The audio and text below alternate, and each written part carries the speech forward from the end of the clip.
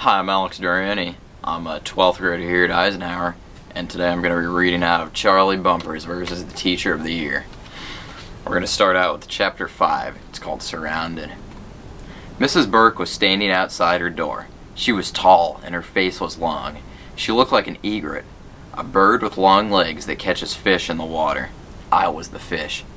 Her glasses had bright orange frames. Her eyes were looking right at me. I tried not to look back. When I got to the door, I gave her a quick smile and tried to slip by. She caught my arm with her bony fingers, her bony, firecracker exploding fingers. I didn't mean to scream, but I did. She let go of my arm and squinted at me. Her glasses fell off her nose and swung from the chain around her neck. "What's wrong?" she asked. "What happened?" Nothing," I said. "Mr. Bumpers," she said, "you walked in here like you were headed to prison." I stammered. "Welcome to Mrs. Burke's top security penitentiary," she said with an evil smile. I looked at her. I'd never heard that word. "Penitentiary means prison," she said. I knew it. And I was going to be locked up here for a whole year. She looked down at the papers she was holding. I could see that the one on top was a seating chart. I hate seating charts. "Let's see where your cell is going to be," she said, squeezing my shoulder with her exploding fingers so I couldn't escape. "Oh yes, I know all about you, Charlie Bumpers. I have a special place for you. You're in the third seat in the second row." I nodded and started to walk toward my desk. "Charlie," she said to me. I turned back. She was looking at my feet. "I'm glad to see you're wearing both of your shoes."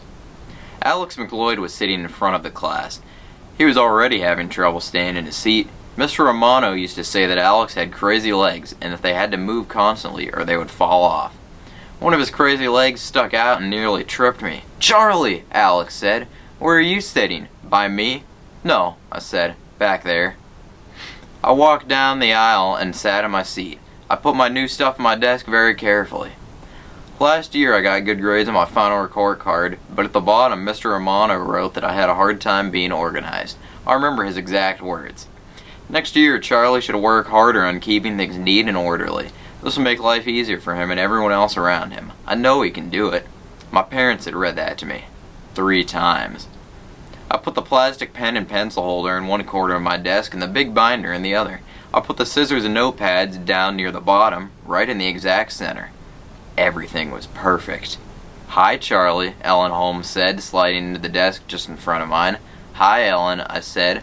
I was glad she was in front of me. Ellen is funny and kind of smart, and she spends most of her time drawing horses. She collects little plastic horse models and has a million books about horses. Last year she kept one of her horse books on her lap and read it while everyone else was doing math. Josh Little sat at the desk on my right. One day in the 2nd grade, in front of the whole school, Mrs. Rotella used him as an example of someone who is polite. I felt sorry for him. No one wants a principal to point out how polite you are in front of everybody. Then a kid I'd never seen before sat on my left. "Hi," I said. "My name's Charlie. Are you new?" He just nodded. He was wearing glasses with black frames and his clothes were all new. His shirt was tucked into his pants. He looked very neat, like someone who would take a bath without being told. His sneakers were new too. They were exactly like mine, except he hadn't colored them with a marker and they were still white. "What's your name?" I asked. He said something that sounded like Achator. He held up his notebook and pointed to his name print on big letters in the front. "Oh," I said. "Hi, Hector." He gave me a little wave and looked back down. He seemed kind of shy. "I just moved here," he said, without exactly looking at me. He just kept staring down at this stuff in his desk. I decided not to tell him he would have been better off staying wherever he was before, far from Mrs. Burke. "Good luck," I said, nodding toward her desk. "We're all gonna need it." His face broke out into a big smile, and then he covered his mouth with his hand like he was smiling too much and his face might fall off. I leaned over and whispered to him, "Watch out for Mrs. Burke." He shrugged. "It's okay. That's what he thinks," I said to myself. But then he did look like the kind of kid who always did what he was supposed to. He'd probably never have to stay in from recess. When Hector finished organizing the things in his desk, he just sat there, not saying anything. He's not messy, I thought, and I bet he's smart too. Now all the desks in my corner were taken, except the one right behind me. I wish Tommy was in my class and that was his seat. I heard a loud voice at the front of the room. "Samantha Grungsky." Boogers. Samantha Grunksky has been in my class every year. She's the kind of kid who always reminds you how smart she is. She drives me crazy. Last year in social studies, I did my report on the rainforest. I spent a lot of time making a rainforest in a terrarium. I worked on it for a whole month. Samantha Grunksky did the rainforest too, but her parents ordered actual rainforest plans for her, and she typed out this real long report herself. When he brought her reports in, she pointed out to Mr. Romano that I had spelled cerebral and nocturnal wrong on my poster.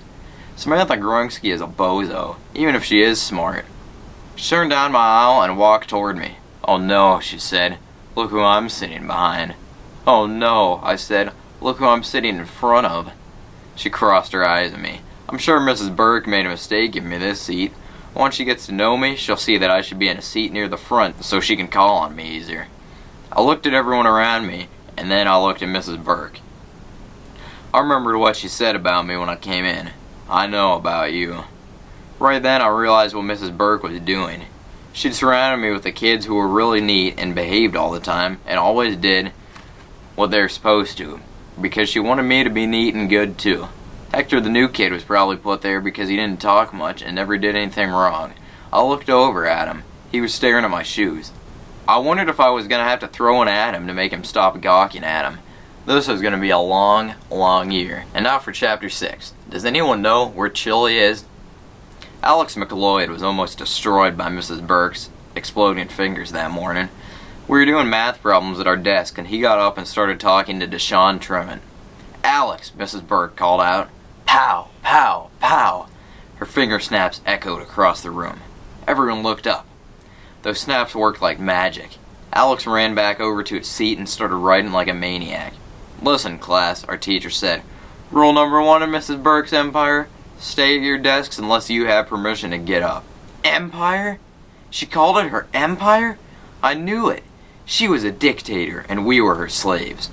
Right before lunch, Mrs. Burke had the new kids in our class introduce ourselves. There was 3 in all: Hector, a girl named Candy Karlovsky, and a boy named Trevor David. First, Mrs. Burke asked Candy to stand up and tell the class where she'd moved from and if she had any brothers or sisters or pets. Then she did the same for Trevor. It was Hector's turn to talk next. He was looking down at his desk. His right knee was jiggling like mine does when I'm in the doctor's office waiting for a shot. "Class," said Mrs. Burke, "I have a question for you. Anyone but Hector may answer it." Everyone looked at Hector. His ears were turning red around the edges. He took off his glasses and wiped them off with a little cloth. "Does anyone know where Chile is?" Mrs. Burke asked. I thought of something hilarious and raised my hand before Samantha could get hers in the air. "Yes, Charlie," Mrs. Burke said. "It's where it's cold, where it's chilly all the time." Alex and some of the other kids laughed. Mrs. Burke didn't even crack a smile. She gave me a big frown and shook her head. Samantha Grunksky was waving her hand like a big smelly flag or something. "Yes, Samantha," Mrs. Burke said. "It's in South America," said Samantha. "It's a long, skinny country, and it has mountains called the Andes." Mrs. Burke smiled. "Very good, Samantha." I turned and looked at her. "Very good, genius," I muttered, wagging my head and screwing up my face. "What you said was dumb," she whispered. "Not as dumb as you," I hissed back. Pow! Pow! Mrs. Burke's fingers exploded again. Everybody got quiet. "Rule number 2 in my empire: we all show respect to our neighbors." She looked down at the notebook on her desk. "It just so happens that Hector and his family are from Chile. Isn't that right, Hector?" Hector, the new kid, barely looked up. I guess what I'd said had been dumb. I made fun of his country by mistake. Now I was the bozo. "Hector, can you tell us why you moved here to the United States?" Mrs. Burke asked. Then Hector, the new kid, did a weird thing. He stood up by his desk to give his answer. Maybe that's how they do it in Chile. He spoke in a voice so soft some other kids on the other side of the room probably couldn't hear him. He was looking down at the floor while he spoke. "My father is a businessman. His company asked him to work here in the United States," he said with his Chile accent. "We're living here for 3 years. A couple of kids giggle. I was starting to feel sorry for Hector, the new kid. All he did was answer the question, and kids were laughing at him. "Thank you, Hector," Mrs. Burke said. "You may sit down now." Hector sat, but Mrs. Burke wasn't done with him. "Maybe you can help us this year," she went on. "We're going to be studying Spanish. A language teacher will be coming to our class twice a week." She smiled at him, and then she glared at me like she was warning me not to be a bozo again. She told Hector that there were some other kids in our class who could speak Spanish already, like Jolie Alvarez and Carmen Torres. Their families had moved here from Mexico and the Dominican Republic a long time ago. I think Mrs. Burke was trying to make them feel comfortable. I already know some Spanish, said Samantha Grunksky. That figures, I thought. She always has to already know everything. Buenos dias, Samantha said in a loud voice so everyone could hear how smart she was. Hector looked like he was going to throw up. I couldn't blame him. I figured kids threw up in Chile, too.